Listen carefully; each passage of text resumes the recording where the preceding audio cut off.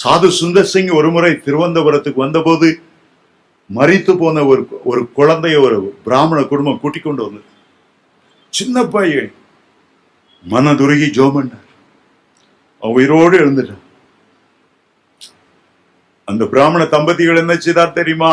சாது சுந்தர் சிங் காலை எடுத்து கண்டுபிடிச்சாங்க. நீங்க தான் யா தெய்வம், நீங்க தான் கண்கண்ட தெய்வம், என் பிள்ளைய உயிர்ப்பித்து கொடுத்தீங்களே. காலை விழுந்து அவரு காலை உதறி பார்க்கிறாரு, இவங்க விடுறே காணும். ரொம்ப வெசனமாயிட்டு அறைக்குள்ள போனார், கண்ணீரோடு அழுது, ஆண்டவரே இந்த குணமளிக்கிற வல்லமை என்னிடத்திலிருந்து எடுத்துக்கொள்ளும், அற்புதங்களை எடுத்துக்கிற வல்லமை எடுத்துக்கொள்ளும், உமக்கு போகிற கனம் எனக்கு வரக்கூடாது ஆண்டவரே.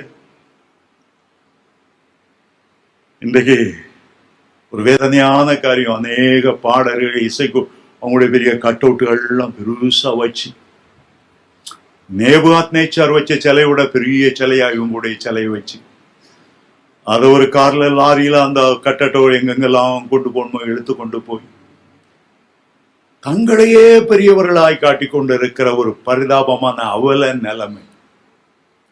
ஒரு நாளும் மக்களுடைய பாராட்டையோ மகிமையோ தேவனுடைய பிள்ளைகள் ஏற்றுக்கொள்ளவே கூடாது.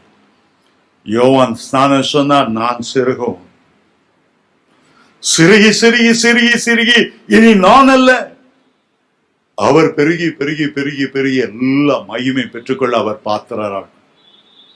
ஒரு தேவனுடைய பிள்ளை, ஒரு விசுவாசியோ புரஜாதியோ கர்த்தரண்டை நடத்தணுமே தவிர தன்னண்டை நடத்தக்கூடாது. ஆராதனைக்கு பாத்திர அவர் ஒருவர் தான்.